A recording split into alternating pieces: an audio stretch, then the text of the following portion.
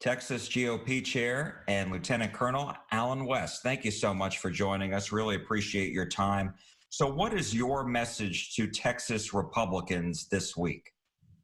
Well, I think the most important thing Texas Republicans need to understand is a clear choice, and not just Texas Republicans, but all Texans. Either you stand for and with the rule of law, or you're going to become part of the rule of the mob.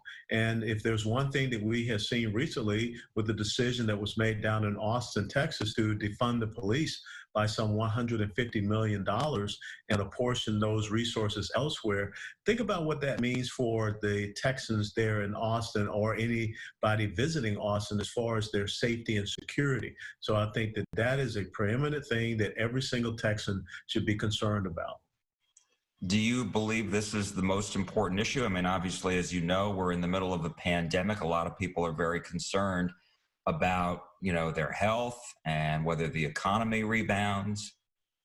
Well, of course, you're concerned about the economy rebounding, but the very first inalienable right that we all have is life. And I believe that when you start to put and jeopardize the lives and the safety and security of individuals, that's a preeminent concern to them. And when you talk about the COVID-19, I think that we are seeing that we are long past doing what we said we wanted to do, was flatten that curve. If you really do look at the numbers, Jack, I mean, we're talking about a virus that has a 99% recovery rate. So that's what we have to start looking at. Without a doubt, we have to protect those vulnerable demographics. As a matter of fact, my wife has not been able to see her mother since March, and her mother lives in an assisted living facility just about 20 minutes away from us. So that has been a stress and strain. But also part of this COVID-19, we're seeing an increase in suicides, we're seeing an increase in child abuse and also domestic abuse. So I think that it's time, and you just brought up the decimation of many of our small businesses that may not be able to come back. So I think that is a preeminent concern as well. But that does come back to a safety and security of our lives and livelihoods. And let me ask you, because if you look at the polls, the president has been hurt by people who don't believe he's done a good job responding to this virus and the pandemic. The president seems to have gotten the message, because now we've seen him wear a mask. We have seen him go back to conducting almost daily news conferences about the pandemic. So talk to me about how concerned you are that may have hurt the president, and do you think that now he's responded that he will get a bounce back? Well, I think when you look at the president shutting off travel from China early on, he was called a racist and xenophobic for doing that. When people were complaining about more ventilators, the president kicked in the opportunity for our manufacturing sector to focus on producing more ventilators, and that was taken care of. And then we come to find out that the ventilators were doing more harm than good. If you are a president that every single day you're getting bashed in the media and everyone is hearing that you're doing a bad job, people start to believe that you're doing a bad job. But I think now you have a lot of Americans that are sitting back and analyzing the numbers and looking at the numbers, and they're realizing that we are doing a whole lot better than what we could have done. I mean, we have seen this pandemic, if you want to call it that, and I understand, but it really has only affected about 1% of the population of the United States of America. 94% of the deaths from COVID-19 have come from people that have very serious other medical conditions: obesity, type 2 diabetes, heart disease, high blood pressure, hypertension.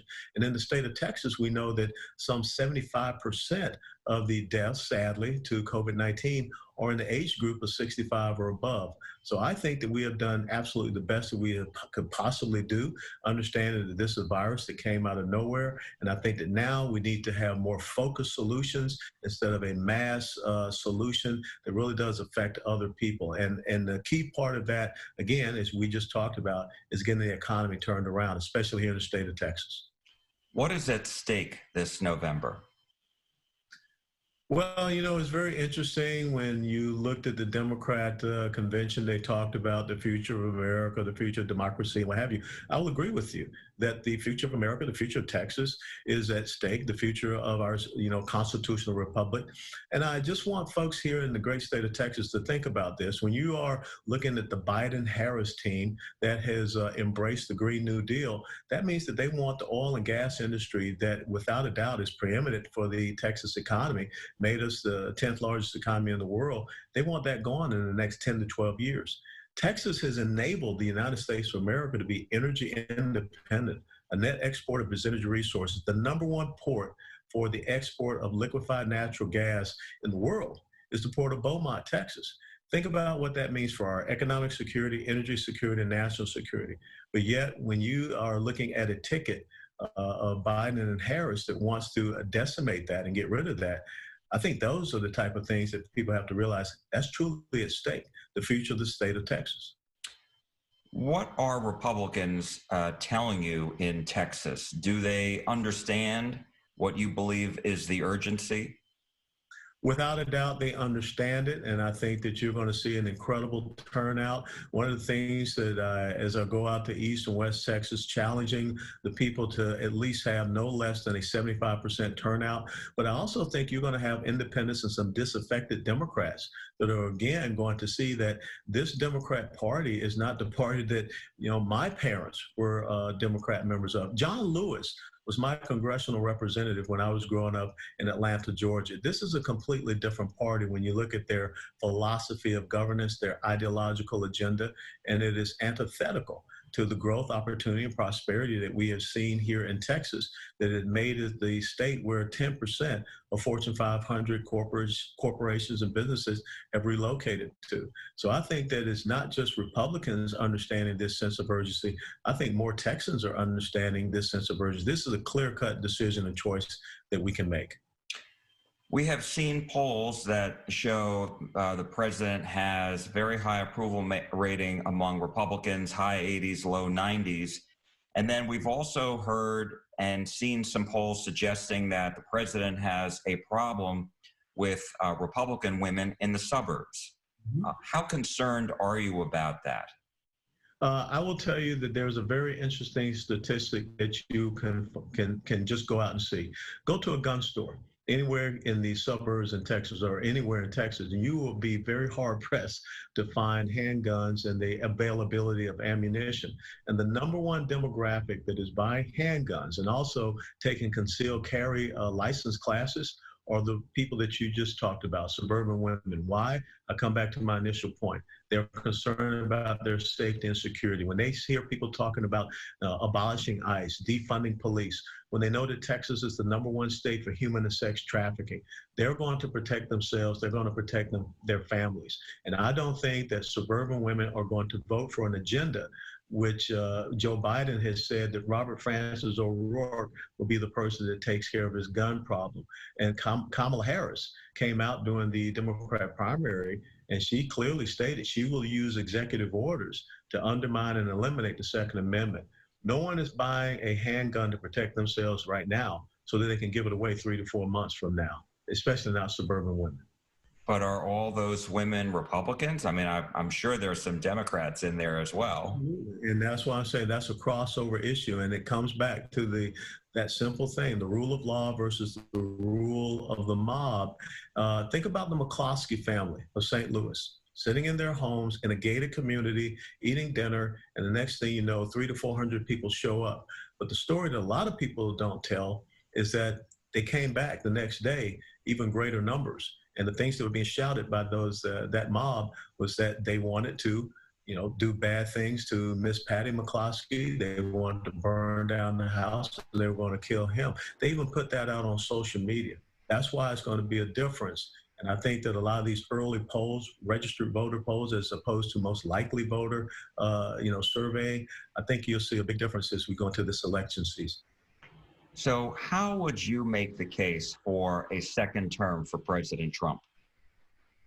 It's very simple. I would think about talk about all the things that have happened in the United States of America prior to the COVID-19 issue and crisis. The media didn't focus on the H1N1 crisis in the Obama administration as much as they have done this one. But think about where our economy was. Think about where our unemployment was. Think about our energy security. Think about our national security. We don't wake up and read headlines about ISIS. We don't hear too much about Iran or threats coming from Iran. And really and truthfully, we don't hear much about North Korea. So our foreign policy is strong, our military is strong, our energy security is strong. And guess what? All of those things come back to the great state of Texas. Because again, it's the 10th largest economy in the world. It's the reason why we are energy independent. And the world's largest military installation is Fort Hood, Texas, right here. So I think that we have to stop and think about all of those policies, where we were before we went into this issue. And there's one person that I think can bring us out of it and restore us back to those levels of success, and that's President Trump, as opposed to a Biden-Harris team.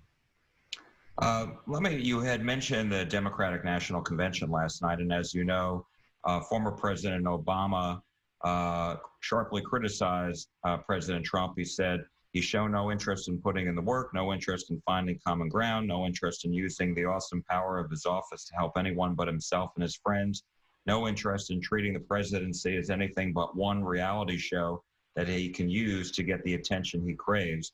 Donald Trump hasn't grown into the job because he can't. When you heard that, what was your reaction? My reaction was that former President Obama has to be quite delusional. Former President Obama was the person that said to Donald Trump, how is he going to bring these manufacturing jobs back with a magic wand? Yet he did. Think about the low unemployment rates that President Obama did not achieve. When you think about the quality of life, the educational opportunities, scholarships, even in the Black community, you think about what President Trump has done for historic Black colleges and universities. When you look at the criminal justice reform, that was something that Barack Obama did not do. As a matter of fact, the criminal justice reform policies of President Trump probably released some of the people that Senator Kamala Harris put in jail.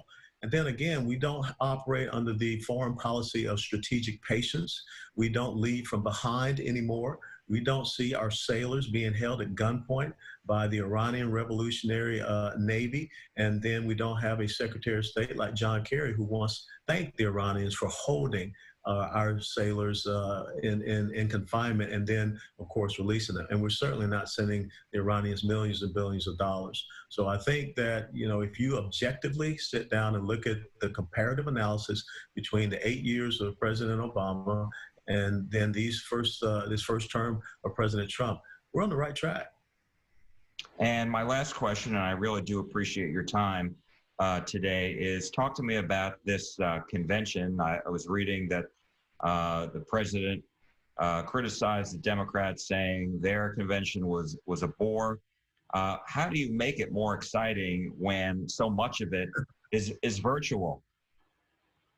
Yeah, I think one of the things that you can do is maybe have different venues. I know that in the Republican convention, we're going to see Vice President Mike Pence deliver a speech from Fort McHenry. And Fort McHenry, as a soldier, that's very near and dear to my heart. That is the reason why we have the Star Spangled Banner, the words that Francis Scott Key wrote as he was watching the British shell Fort McHenry. So I think that those are the type of things that we'll be doing a little bit different in the Republican convention, is going out to venues that reflect America and all that it stands for and its greatness, and how we want to continue to keep us on the path of being a great constitutional republic. Are you going to be addressing the convention at all? I haven't been asked right now, so I'll just hang out with you. Okay. Well, thank you so much, Lieutenant Colonel Allen West, Texas GOP Chair. Appreciate your time. Thank you again. Always, Jack. Thank you.